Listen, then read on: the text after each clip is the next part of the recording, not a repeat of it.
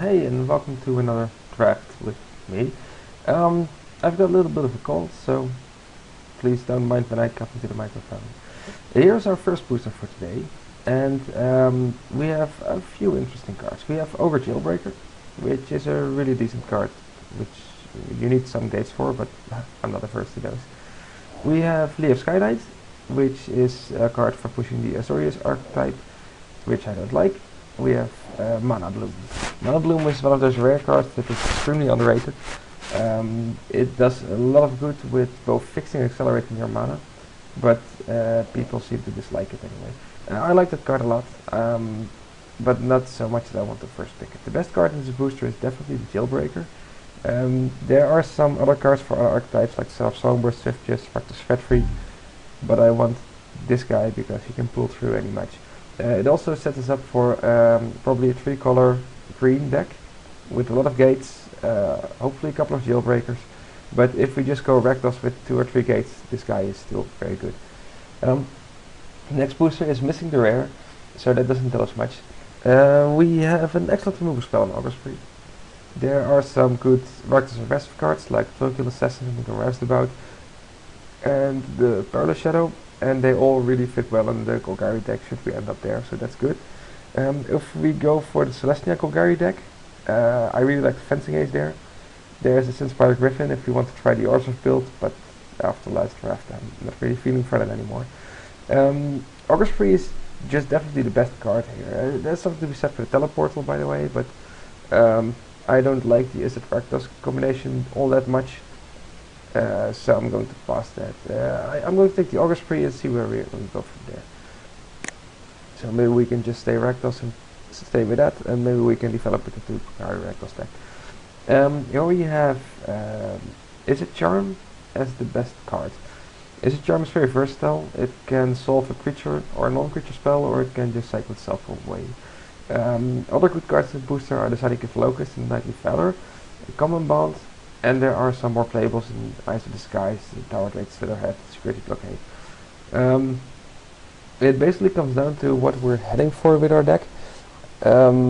If we go a lot of colors with green, black as base, then we can splash the August Free and take the Nightly Valor. We can still go for the Izzet Rakdos version that I don't really like, and there's a safe bet in Zenigraph Lopez, because it is a really good card.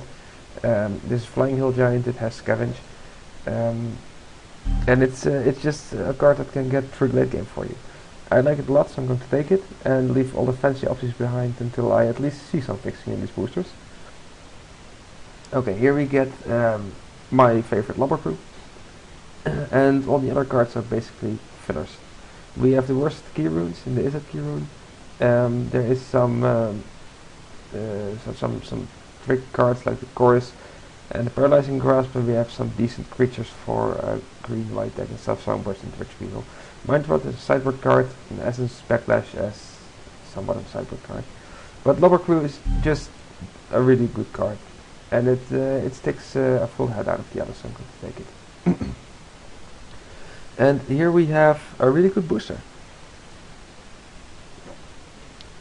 We have Pseudo Flight, which is definitely one of the best commons in the set. However, our deck doesn't look like it's going to be a Pseudo Flight deck. We have 2 fixers. Izzet Guildgate for if we're going to go Red Skeleton, and the Transcope Promenade, which can fix up anything. We also have another Lobber Crew, and I really like Lobber Crews. So basically the choice here is between Pseudo Flight and Lobber Crew, and the Pseudo Flight basically negates all the other picks we made at this point, except for the August Free because it goes everywhere. These are all late game controlish cards, and this is a really aggro card. Still, Pursuit of Flight is really powerful, and the Rakdos deck should be able to turn this around, so I'm just going to take Pursuit of Flight, and that is a testament to its power. So what we're looking for now is to get some aggressive creatures to go with this. I don't mind dropping black at this point. If I can get some figures, I'm still going to play the August Free and the Ogre Jailbreaker. So I might be tempted to just take an Electromancer here. If I was certain I would go Izzet. But I haven't seen a whole lot of Izzet cards in previous boosters. There was a lot of Celestia cards. So I think we're better off just taking the fixing. We need the Guildgate anyway to make the Jailbreaker work. If we don't end up Izzet, the blue mana is still relevant for Pursuit of Flight. And Guildgates, well, I just think they're awesome. So I'm going to take Guildgate. There is still a lot of Celestia coming through with an Arrestor and a Gatekeeper fight and the Avenging Arrow. So I'm going to expect to see a really good Celestia deck at this table. Which is good for us, because we're getting another Pursuit of Flight. Pursuit of Flight is very good against Celestia. They have a couple of small fires like the Ice in the Sky Score, the Pegasus, that kind of stuff, but they're usually lacking on the removal, so they can jump, but they can't really win against a creature like that. They have to start Judgment and such, but at that point it has dealt a lot of damage, gained a lot of card advantage, and it doesn't really matter that you trade it for a 6-mana removal spell. Especially if the creature was something low, like a Reckless Red Freak or a Fusion Racketeer. The rest of the booster holds really nothing for us. There's a Crocodile going by, there's a Gary Charm going by, and these are cards to keep in mind that our neighbors will probably be green, but that's just about it. This booster is nothing for us. There is actually only one playable card in this booster, and that's the Hussar Patrol. I'm going to take it out and leave this booster barren. So here's the Mana Bloom that predicted would come around, sort of. Swift Justice is coming around, which is still a really good trick and should have been picked. And there's a Royal Black Rhino, which indicates that people are just not on green. I'm going to take the Mana Bloom. Should we end up on something really fancy, then we can use the Mana Bloom to stitch it all together. And here we have, well, Perilous Shadow, Course of Might, and Avenging Arrow are all playable cards. These two are not in our colors, so we're taking the Perilous Shadow. But Course of Might and Avenging Arrow are just cards that are stacking up against our opponent to the right. Here we have Slitherhead. I like Slitherhead because we're still looking like a straight up Rakdos deck. And turn 1 Slitherhead, turn 2 Pursuit of Flight makes a big creature, and once it's dealt with, it's still a Slitherhead that goes to the +1 front rank or something. It's also late game viable to untap some Lobber Cruise. Here we're going to take the Essence Backlash. Should we end up in Izzet one way or another, we can use this to take care of big guys. We can also board it in against decks with a lot of late game. I'm going to take the Ethereal Armor out because that card is actually playable. And we get an Innkeeper and we get a Mountain. So far, not convinced of this deck. It has 2 Pursuits of Flight, that's powerful. We have a Jailbreaker and August Spree, powerful cards all. And we just need to be on the lookout now for cheap creatures to slap Pursuit of Flight on. I'm sorry. So, here we have a booster with a lot of cards that are good but don't really fit the deck. We have cards like a Void Wielder, which I like. We have another Locust, we have Spawn, but they're all late game creatures and they don't work well on the Pursuit of Flight aggro deck. Void Wielder might actually work best, but it's a blue, and we're not heading for blue right now. We could take the Racketeer, because it is an early game creature, it can carry Pursuit of Flight and just go to the air. And it will help us fix things, and if we are intending to go aggressive at this deck, then we don't need all those lands and the Racketeer will really shine. We could take the Izzet Key Rune as a matter of fixing, but if you use a Key Rune to fix, then the chances of it becoming a creature are less likely. This isn't a problem with Izzet Key Rune because it's usually not worth making a creature of anyway. But it opens up our options, so I'm going to take the Key Rune and see where it goes. The Racketeer will probably table anyway. Okay, so here we have another booster with cards that are not really fitting for our team. We have the Rakdos Key Rune, which is even more fixing and allows us to focus on the late game deck. We might still get into all sorts of 4-color shenanigans with Lotus Bloom. Oh, there comes some conversation from some other guy. I'm going to take that away right now. This booster has Battlehorn. If we want just a random dork at the end of the curve, which we don't want. We could go for Fairy Imposter, but with the current setup I don't think we can play it before turn 4 and then it loses kind of its value. I'm going to pick the Rakdos Key Rune because it's probably an accelerator and a fixer that we actually can activate, and it's the best of the Key Runes. Okay, here we have a Rakdos Guildgate, which should help with fixing, but also another Jailbreaker. And, geez guy, stop talking to me.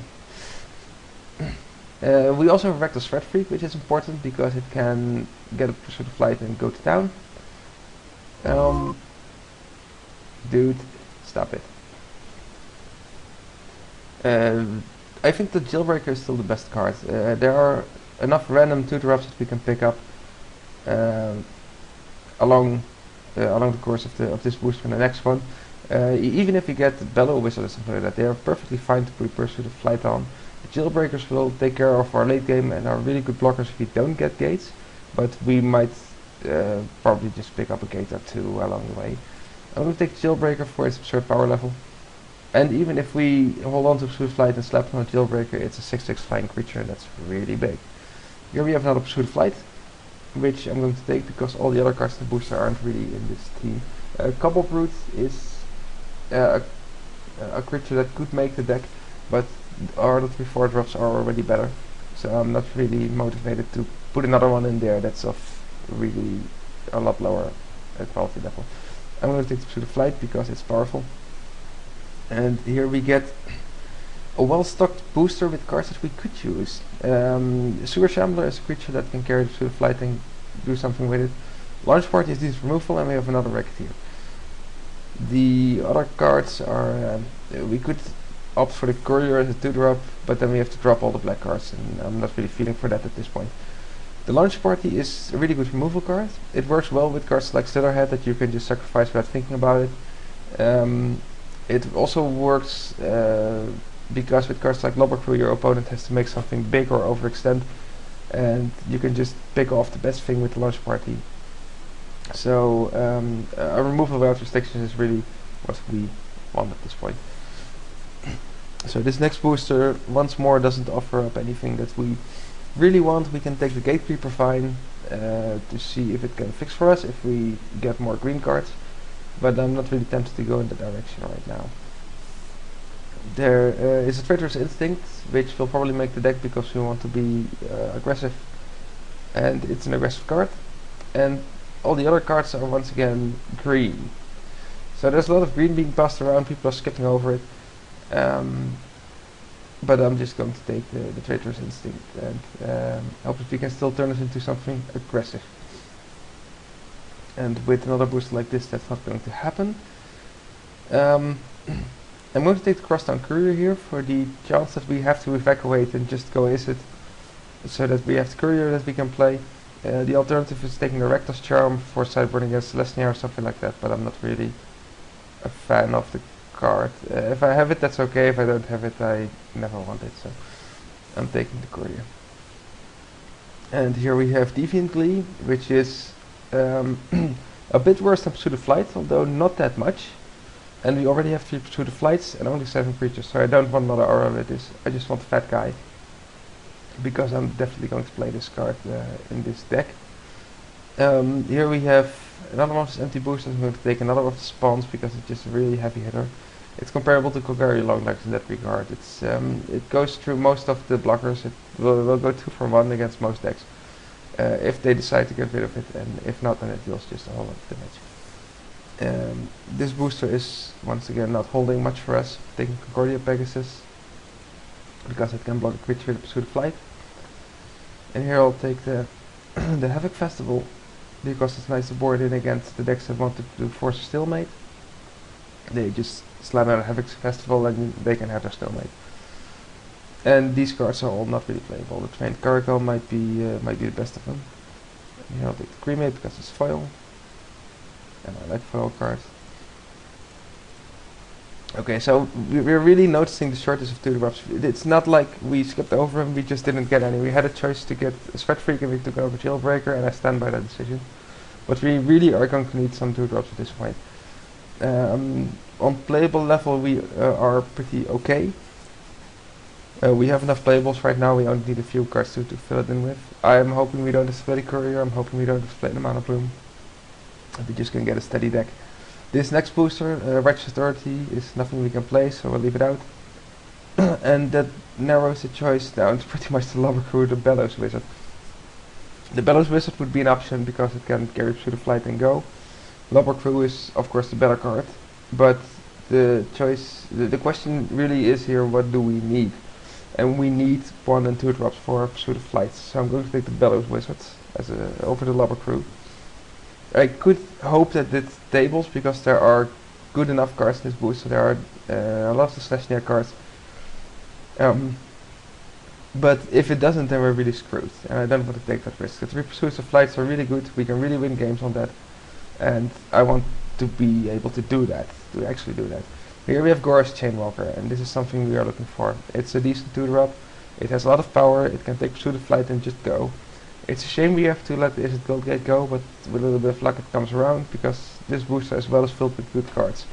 It has a Guild Mage, it has Paralyzing Grasp and a lot of these guys and a Crocodile. Basically everything is playable except the Catacomb Slug, and people seem to think Cryptborn Horror is playable, although it's actually Cryptborn Horrible. Don't play this card, it really sucks. It's too dependent on what's going on, and if it's big then you're probably already winning, and if it's small then it's not doing anything, so don't play that card. Okay, so here we have one of my favorite cards, Civic Saber, and 2 good removals and a Guild Gate. You should consider the Guild Gate because we have 2 Jailbreakers, but with the Pursuit of Flight I don't mind the Jailbreakers just staying home and letting another creature go to town.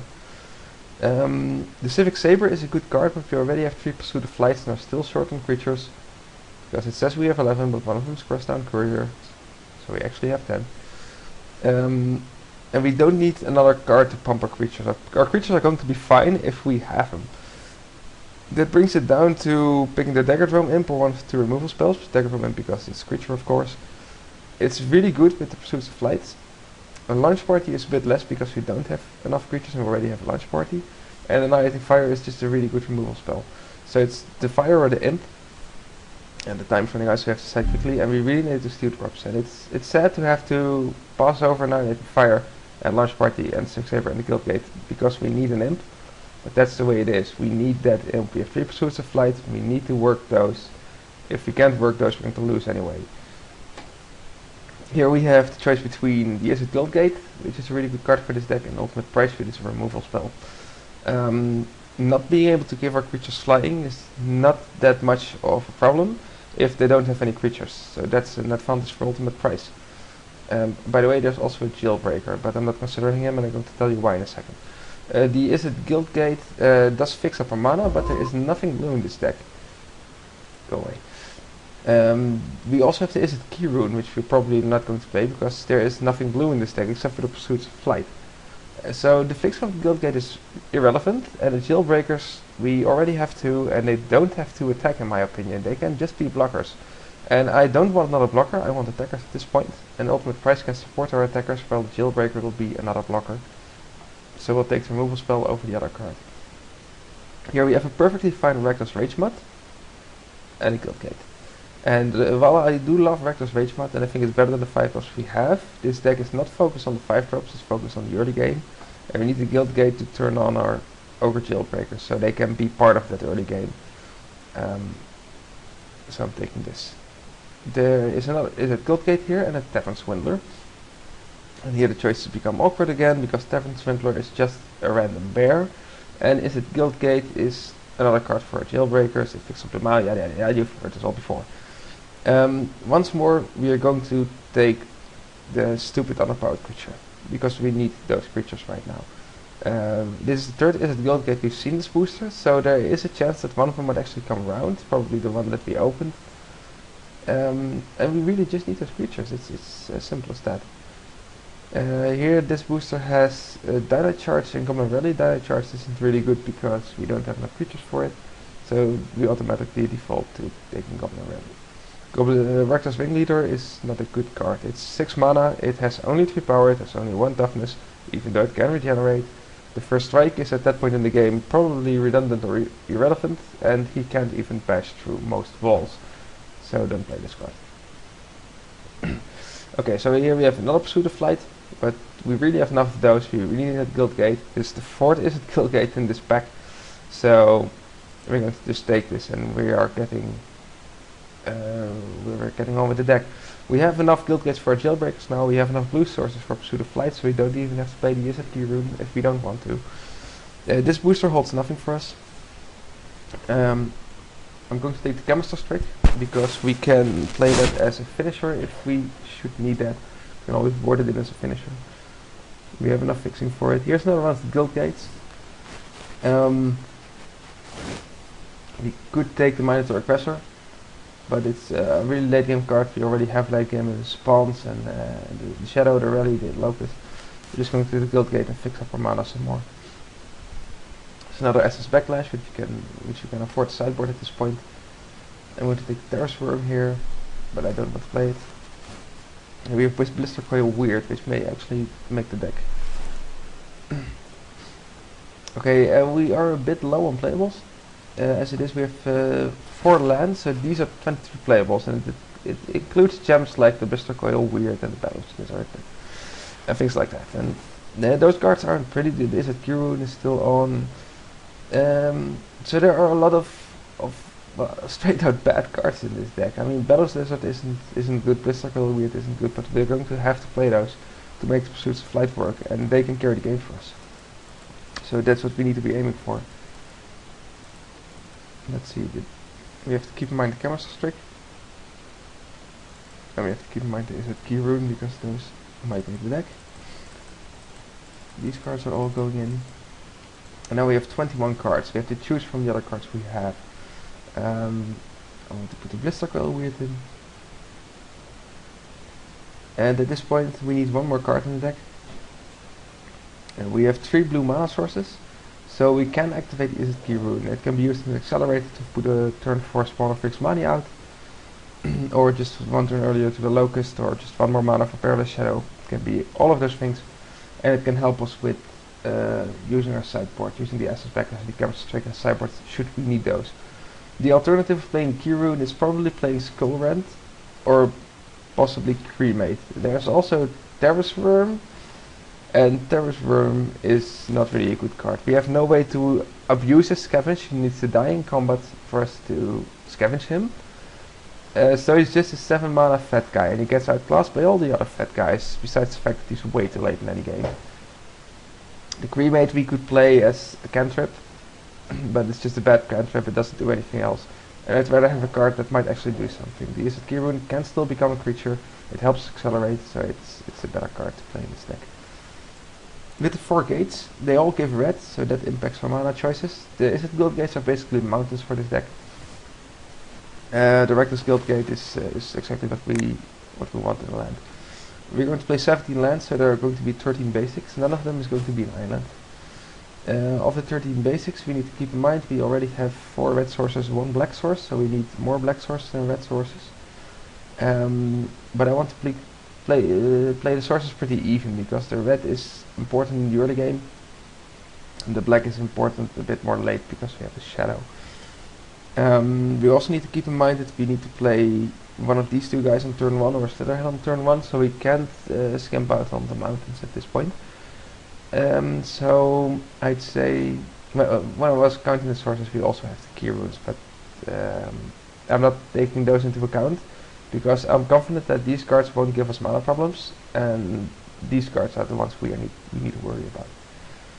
So after of 13 lands, we're going to be 7-6, and there will be 7 swamps and 6 mountains. Like this.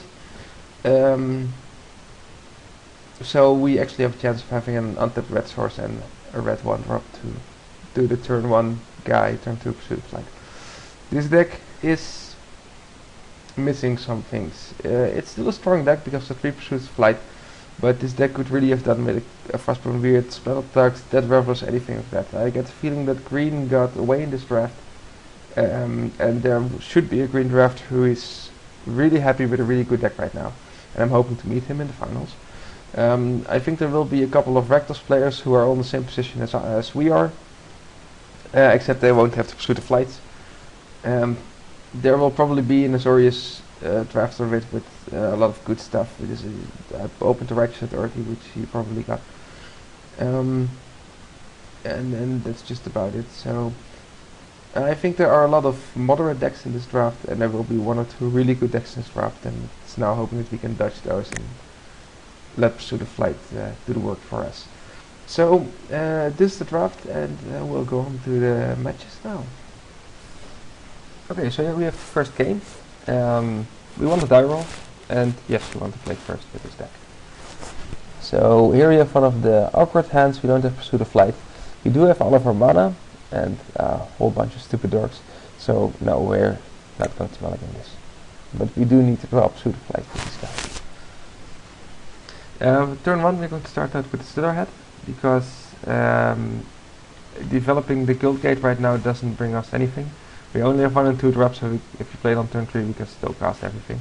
And now we can put some pressure on him.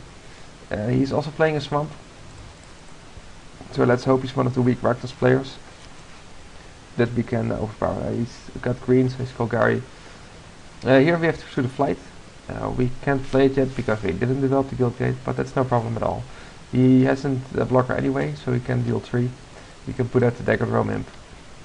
And we still have a really good position right now. He's going to put on his first blocker, which is the Crocodile. And we'll just let pursue the flight on the Dagger Drum Imp. We don't have to mind the blue mana at this point. And the Lifelinker will go do the race for us. We'll leave Tavern Swindler back. It could have attacked, but I want to trade with Crocodile if he comes in. The lifelink race is one we would be winning. So if he wants to sacrifice the Crocodile and pay 3 mana for the lifelink, that's okay. Here we have 6 on the board. We can make it 5 more if we steal the Crocodile, which is basically a good deal. But his 4 mana open leaves it open for things like launch party and stuff, and I don't really want to fall into that trap. So I'm just going to send these 2 guys in and see what he has. Yeah, he wants to trade Tavern Swindler. He'll probably give it lifelink so he doesn't take any damage from the imp this turn. Or he has the launch party as well and he just takes out the imp. That's also okay. Means we lost the turn basically, but here's our Bristol Coil weird.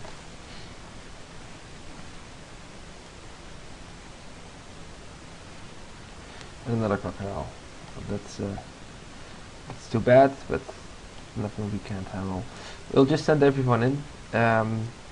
I don't think either Bristol Coil Weird or Slitherhead is going to do anything this game, so they might as well just die for dealing 1 damage.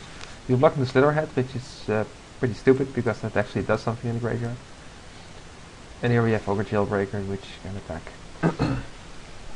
If you block the Bristol Coil Weird, then we couldn't have used the Slitherhead on the Bristol Coil Weird to make it a 2-2, so it can punch the Crocodile next turn as well. So that definitely was a wrong block of him. But let's see what he plays before we decide what to do. And he has Vraska. That's too bad, but it does offer us a few opportunities. We can kill Vraska right now. We can also deal a lot of damage to him, but we could take a risk here. We could just not kill Vraska, and then next turn when he does +1, steal a creature, attack Vraska with it, and trade Vraska and the Trader's Instinct for and trade the Trader's Instinct for Vraska and the creature. But if he plays a blocker, then he can just block and be done with it. So that's a bit of a choice here. I think we should do this in any case, so that it can attack.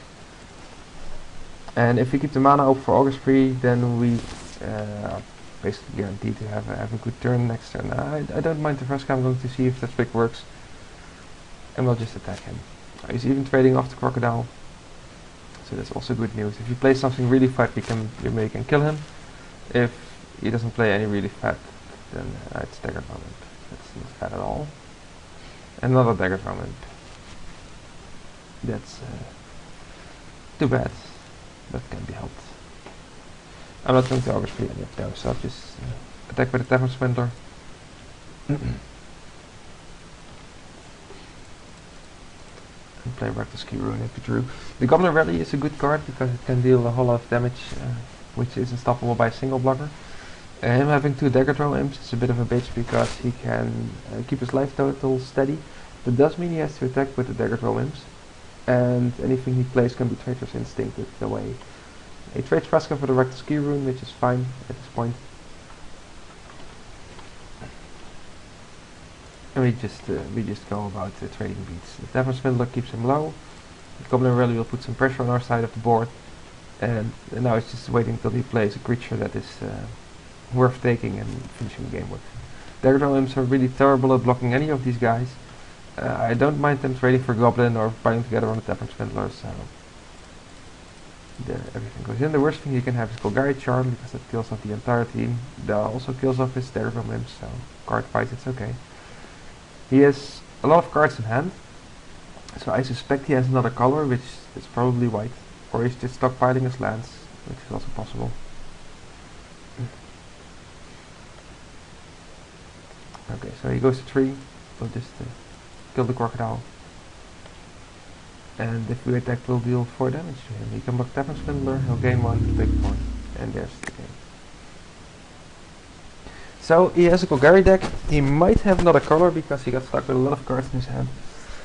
Which cards are good against that? Basically, we could board in the Essence Backlashes because they can counter the big guys. I haven't seen any of the big guys yet, so I'm going to opt out for that.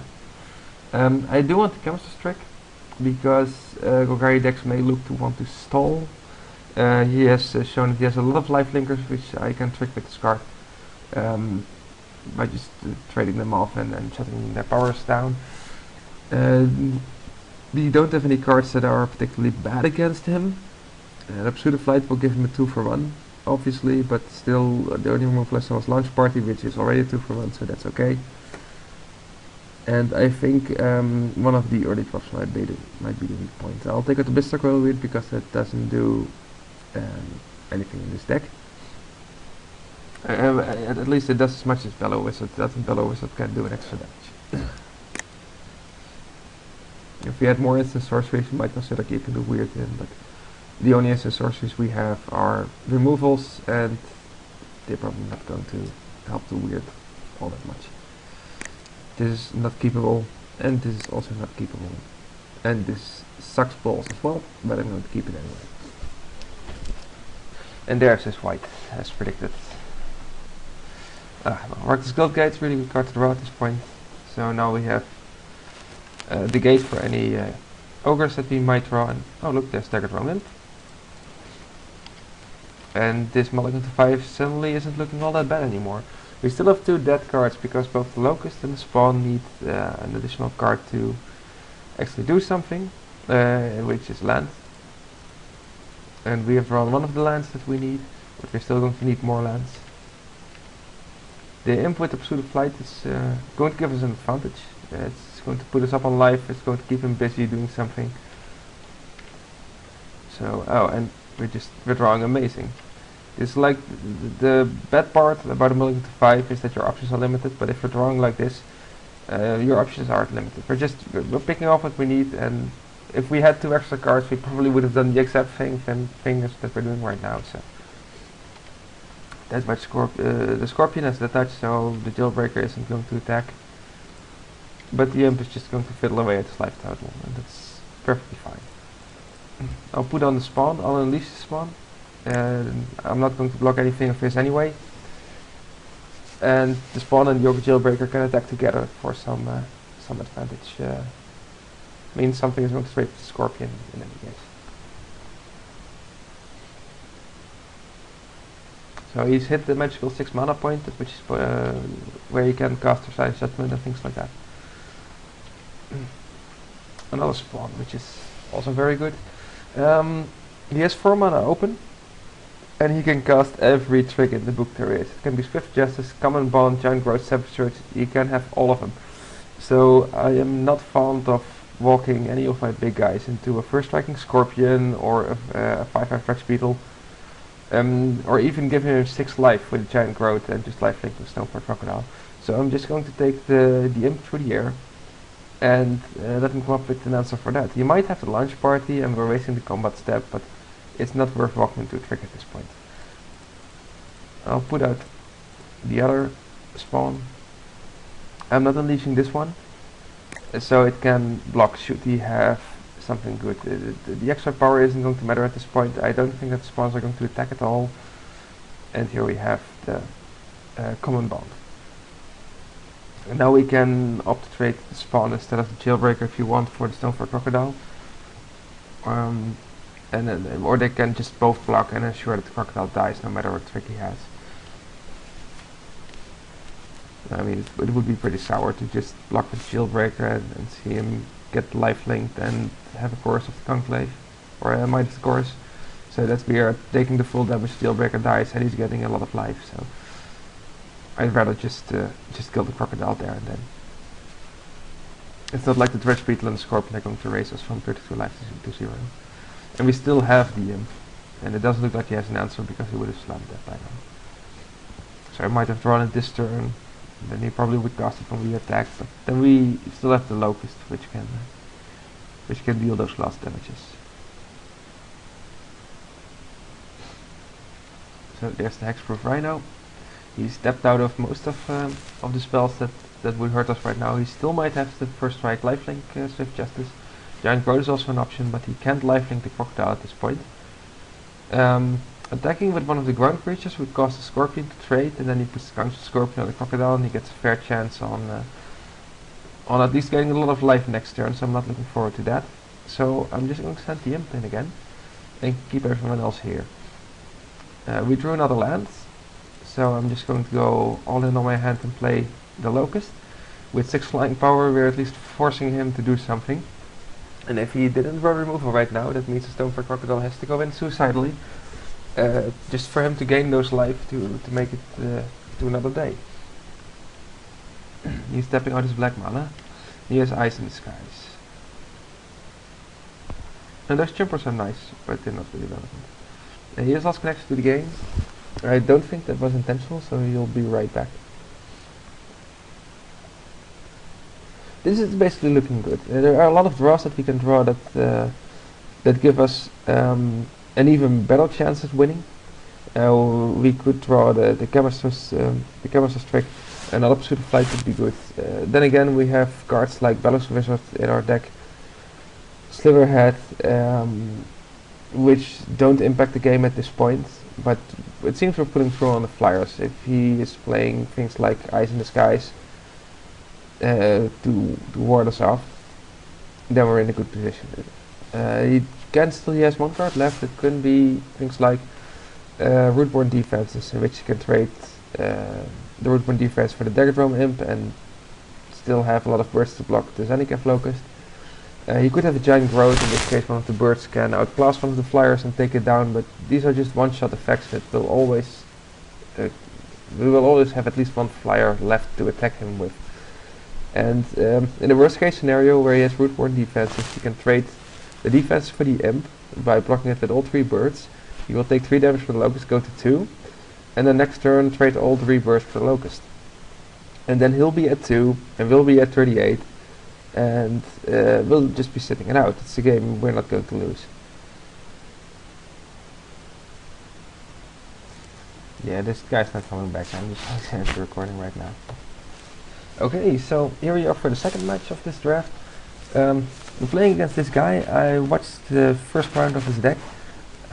He has Desecration Demon, and he won both games on turn 4 Desecration Demon, and that's about all I can say about it. So let's see how this goes. We won the die roll once again, so yes, we will play first. This hand is okay. We have our manas, we have things to do.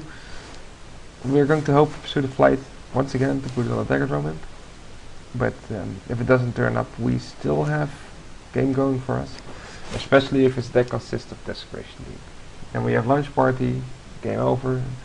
What I also have his deck, he has a Zenicav Locust. And that's about all I saw. That's the power of the demon. Now we're waiting on him.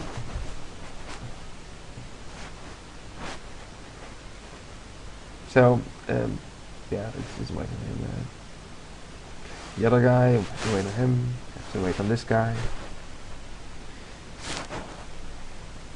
I mean, for all the advantages of Magic Online, I do really hate having to wait on players. I mean, I can understand that people go to the toilet and do stuff during the matches, and I'm not always on time for them either.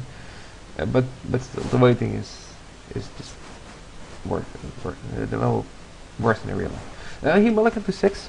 He's on the draw, so that shouldn't be a problem for him. We're just going to start the Guild Gate, and there we go. Now, well, I know his colors, so I'm going to play the Daggerdrome until the next turn. The Tavern Spindle just has to a chance that should something pop up, that it'll be blocked by it. We have to Pursuit of Flight again. I didn't see any removal in his deck during the reviews, so I think it's a safe bet to Pursuit of Flight and Daggerdrome Imp. Here he has the Chokekill Assassin. He's going to make it completely irrelevant by unleashing it. It's of course the right play. That's on it. But it just can't raise this. So in with the imp. The imp and the assassin will probably be trading blows. I'll still go up. He'll go down. Which is a good deal. Next turn we can play the Tavern Swindler. We'll have Launch Party ready from the turn after if he does have his demon. Sewer Shambler is another guy that can put a race on us, but there's just no race in his dagger round. And Sandycap Locust, some long-term investments. And dagger round comes in again.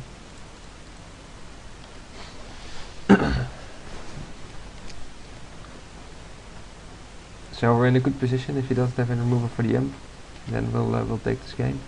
Anyway, we have a bit of view of his deck. He has Underworld Connections, that's a good card. The rest is lands and very long legs. So let's see what he takes. Crazy Salvage is really poorly executed on Magic Online because it doesn't tell you what he takes. It just tells you what goes to the graveyard. He took the Rogue's Passage. So he has 4 cards left, one of them is Rogue's Passage. It's okay, I'm not going to block either of those creatures anyway. Okay, so he's attacking with both, but this is a race he can't win. What he's doing is basically giving us a turn off his clock by allowing Tavern Swindler to put him on 2 less. The Gold Gate is fine. We now have the option to launch party anything scary that he produces, and we'll be one step closer to the Locust, and we can play the Spawn next turn. Since the Tropical Assassin can't block, the Spawn can be unleashed and just go to town. It'll trash through anything he have. He probably has something big in his hand already, else he would have taken the Golgari Longlegs. He still has the Rogue's Passage and he's 5 lands in. Okay, so I'm putting him on a removal spell right now. Because he would have taken Longlegs. This is strange. I'm going to play Slitherhead here. The reason for this is I could play the Spawn, but the Spawn he can block with Sewer Chamber or anything he produces. He didn't do anything. I don't know why. He could have taken the Golgari Longlegs instead of Rogue's Passage and have something to do this turn. In this case we keep up the launch party. If he plays a lot of blockers, if he has a removal spell, we can use the launch party and still be pretty lethal next turn. So I saw no reason to play the Spawn over keeping mana up for launch party. But I think he was making a misplay when he took Rogue's Passage. Maybe he misclicked it. He has nothing. He's conceded the game. Okay, he has a Desecration Demon, but he's on the play, so Essence Backlash is not going to help us counter it. That said, we've also seen Golgari Longlegs and some pretty other fat cards. I know he has Sandycap Locust, I know he has Terrace Worm, I saw it in the playback of the last game. So I want those Essence Backlashes. They're going to do a lot of damage for me. I don't even have to play an island, I have 4 blue sources. I haven't seen any removal, so I have no problems with keeping these 3 guys in to pursue the Flighten. I'm going to take out one of the Spawns, because they will just trade against another fatty, and we have Essence Backlash to do this for us now. And let's see, what else can we take out. I want to keep the Key Rune because it is a blue mana source. Lower Crew is probably not a really good blocker against what I've seen, but still he's a blocker against if he has any Centaurs or maybe Dung Beetles or whatever. So I want to keep that in, so I'll take the second Spawn out for the Essence Backlash. He's deciding who's going to start. He's taking the first turn, and that's what I would have expected. This hand is pretty decent. We have a lot of things to do. We have the Imp, which proved good against him. We have the Chainwalker, which can trade off of many of his creatures. We have a Jailbreaker, and something that lets him actually break jail.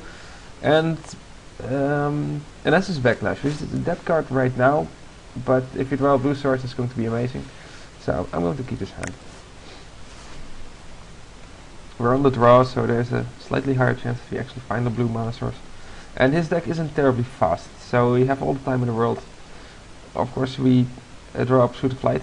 I could have played a Mountain, the Blister Coil Weird, and then Pursuit of Flight it in 2 turns, because next turn we are not guaranteed an untap land.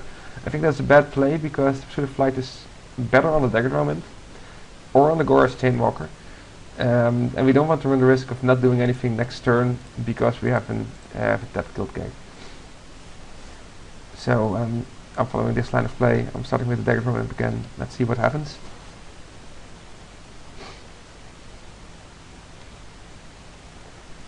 Here comes the beetle. I don't mind the beetle at all.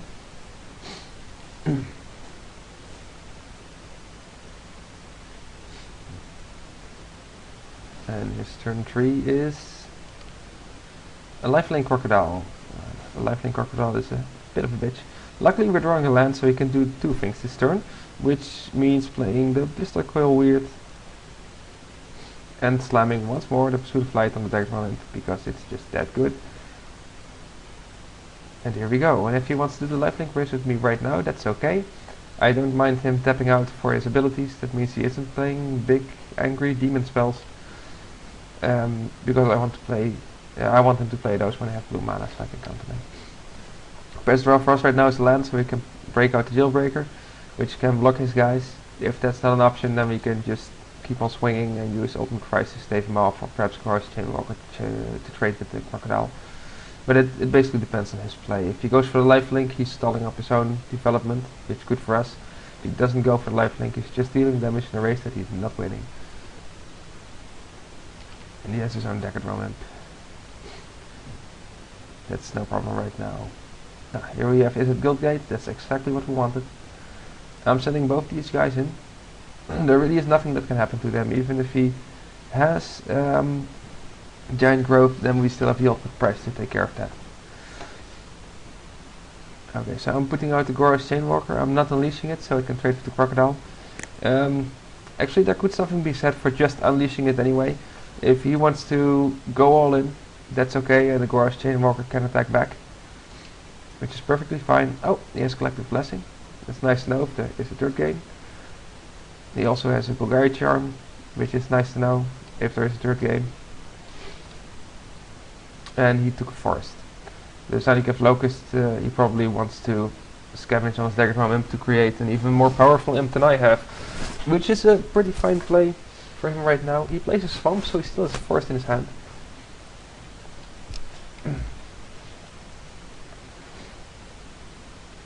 Now, is he going to attack or not? He's going to attack. So I'll trade my Chainwalker for his Crocodile and be done with that. He'll gain some life, which is all good. We have another mountain. So I'm just sending my guys back in. Sending him to 13, sorry. And myself to 16 again. And I'll just wait. If he attacks, I'll just ultimate fright his imp. If he decides to play something big before combat, then we'll just essence backlash that and ultimate fright his turn after. I'm actually thinking about just taking the imp right now, so I can destroy it end of turn if he doesn't play anything big, but if he does play anything big I can counter that, so it doesn't bother me. At this point he has two valid threats. If he has a Desecration Demon, then I'm going to be in a lot of trouble, so I'm going to take the speed. I'm not losing this race to his imp anyway, so I'm just taking it all and allowing myself some backup. X-Bane Guardian, I'm not afraid of that. And there we go.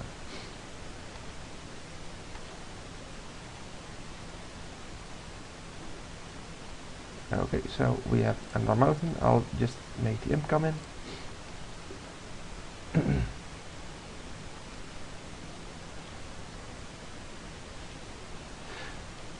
And the Drudge people can't raise this imp, so I'm just going to sit on my Essence Backlash. I'll slap him in the face with it when he plays something. And the Ogre Jailbreaker can wait. It's not like it's a real valid clock or anything. I mean, he could just draw off the Golgari Longlegs and start trading with the Jailbreaker. I'd rather have the Golgari Longlegs deal 5 damage to him.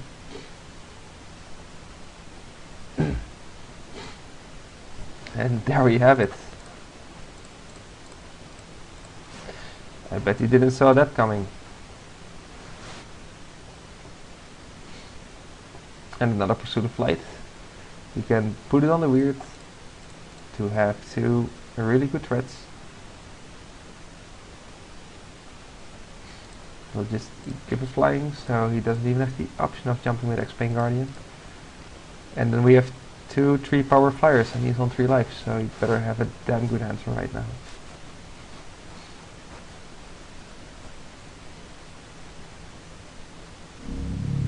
And there it's match. So that's about it. This match went pretty well. We had the good draws. We drew up the cards we needed just in time. His deck, I think he made some mistakes in the first game when he just ended up with not doing anything with his lands. In the second game, well, from what I could see, he played fairly decently, but his cards just weren't up to it. The ultimate prize really helped us get rid of the Imp, which was the main problem. And the Essence Backlash took care of his only fatty. If he had another one, it would have been a closer race, but as it went right now, it was easy pickings. So on to the... Okay, and here we are for the finals of this draft. We once again won the die roll. I took a look at this guy's deck. He's playing a straight up as a deck, and he just stole all of our 2 drops. He has a minimum of 3 Gorha's Chainwalkers, he has Goblin Electromancers, he has Lubber Crews, he has Nifix Gold Mages, and he doesn't have a whole lot of removal, at least what I saw. So let's just play this first and hope for a hand like this, but with more lands. With a Swamp I would have wiped the table with him, I suppose, because Daggertron and Pursuit of Fight is just that good. As it is, I'm not going to gamble it on the play, that I'm going to find the black source in time. So I'm just going to take a mulligan, and this is a whole lot better. Ogre Jailbreaker is a premium card against him. His only defensive cards were Lubber Crews, which it can burst through. His offensive cards were all little shits that he can block. So this is perfectly fine. I'll start with the Bellows Lizard, because it's okay to just attack with a Bellows Lizard into any one of his 2 drops and make a trade. And if not, you can just deal some damage. So, and here comes the Bellows Wizard. I could just pump him up right now for an extra damage and not play Slitherhead. Slitherhead is not going to be valuable anyway. He's going to play one of his 2 drops, and Slitherhead will be able to attack into it if it's Gorha's Chainwalker, and he won't be able to attack in it if it's anything else. So I'm just keeping it back. It's a Frostburn Weird. It couldn't attack into that, but neither can a Bellows Wizard, so that's not a problem. Okay, this leaves us with a bit of a conundrum. I can play through the Flight and the Bellows Wizard, but I still can't attack with it. Or I can wait with that 1 turn, so he might attack with his Frostburn Weird. I'll play a Slitherhead in any case, but if he's a Void Wielder, I saw that. So I need to be careful with Pursuit Flight here. But if I draw a land, I want to play the Jailbreaker because it can block all of his. So I'm just going to play it. I'm going to attack for kicks. Actually, attacking here will allow him to attack back with Frostburn Weird, which is exactly what I want.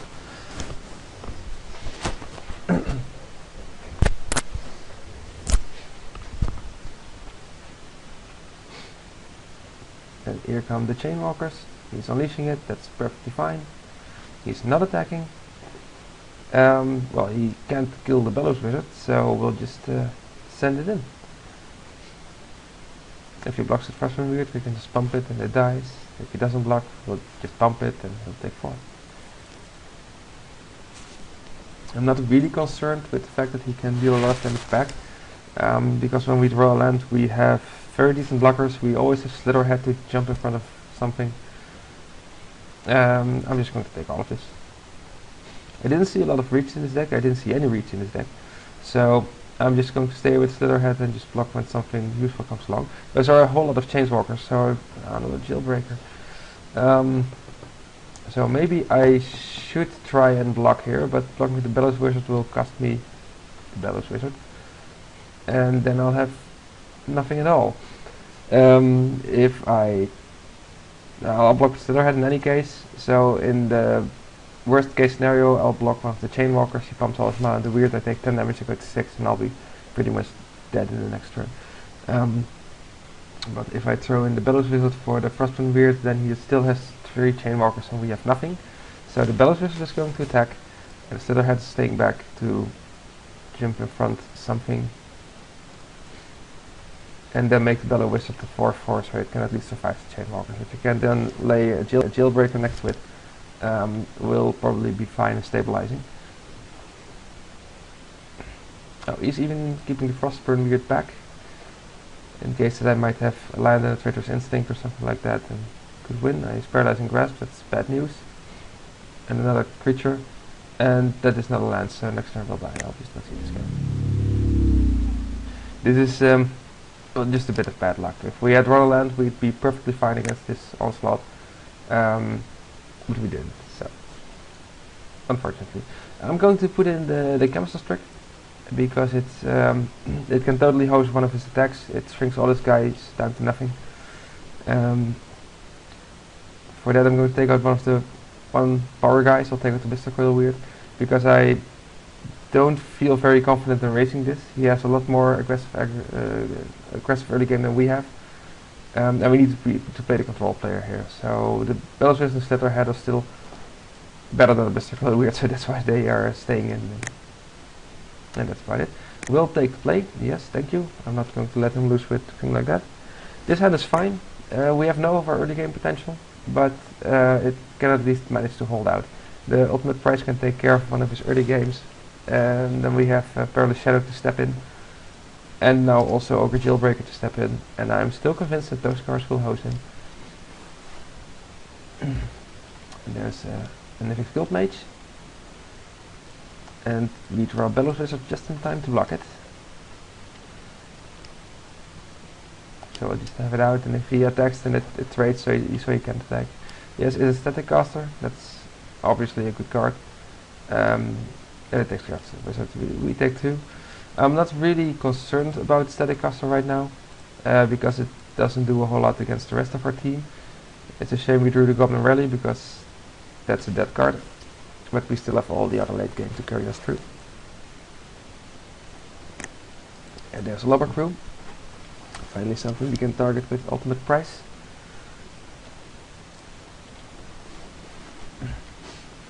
So he's losing this damage race. We have the option of playing the Perilous Shadow, or playing the Key Rune and having Ultimate Price ready. The disadvantage of playing the Shadow right now is that any attack we'll make in which the Shadow is going to be having any impact, we can't play the Spawn anymore. And if we play the Key Rune, we assure ourselves of Ultimate Price to take care of the blocker he has, and we can play the Spawn next turn for sure, and those are really upsides.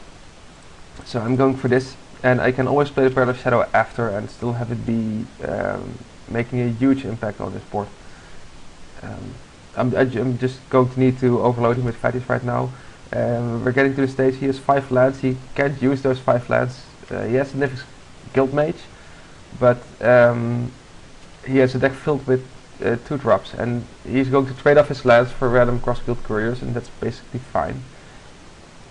It's also a non-card for us. I'm going to just kill the Lobber Crew, because it's a blocker and it deals damage, so it does everything that he wants to do right now. And I'll get out with Spawn.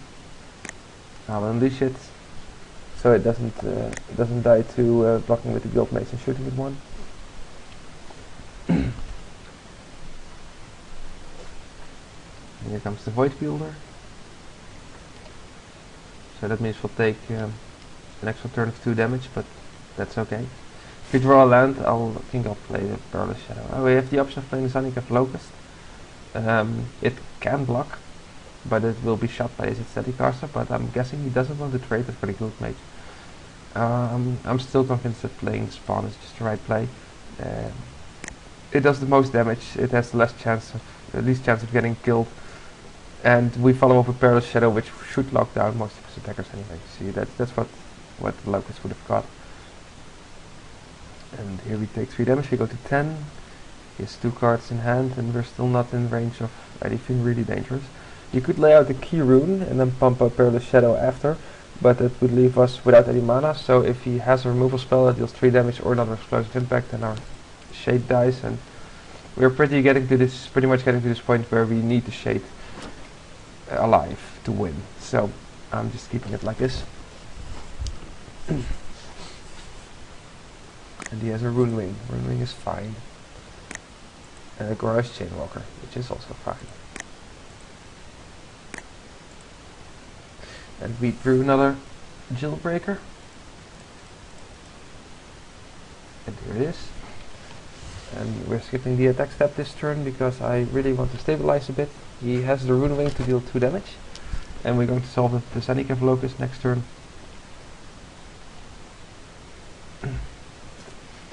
We have the Ogre Spree. The Ogre Spree can take care of the Izzy Staticaster, which would mean that it turns on both of our key runes and our Goblin Rally, and that's worth something.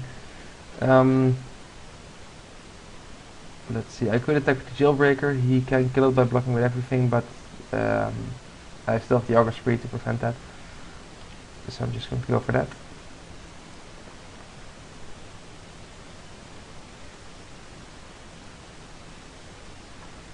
Yeah, so now we can play the Ogre Spree and take care of the Guild Mage.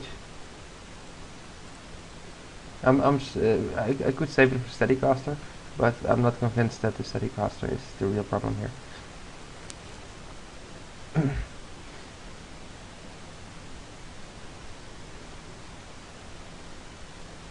Wait, yes, Museum Skin. That's too bad. Down to the Ogre Spree, so it wouldn't have done anything anyway. The Guild Mage still trades for the Ogre Jailbreaker, and now it doesn't anymore. But it did cost him all of his tricks, so this is what he has, this is what it's going to be.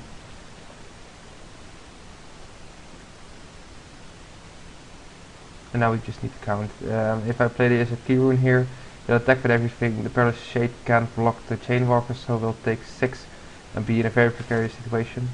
So I'll just keep my mana open so I can make sure I can kill the Chainwalker and go to 3 instead of 2.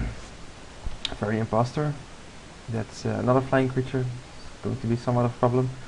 And what's going to be more of a problem is the Void Beetle bouncing the Perilous Shadow.